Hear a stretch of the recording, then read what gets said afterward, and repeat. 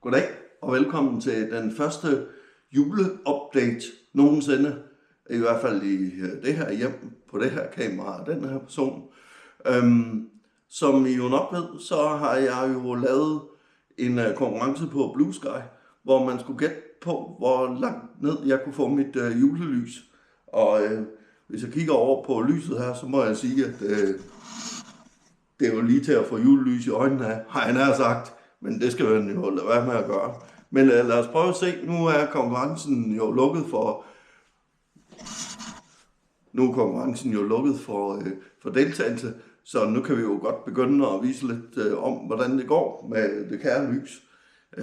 Må indrømme, det har taget rigtig lang tid at få den til at så nedad. Men hvis jeg lige tager kameraet her, så kan man se, at vi jo faktisk begynder at nærme os noget, der ligner noget. Men det bliver jo spændende at se, hvor langt den når at komme ned. Jeg tror ikke helt, at jeg kommer i bunden på den, men mindre kan jeg selvfølgelig også gøre det. Men det var ordene herfra. Ha' en rigtig god weekend og en rigtig god jul.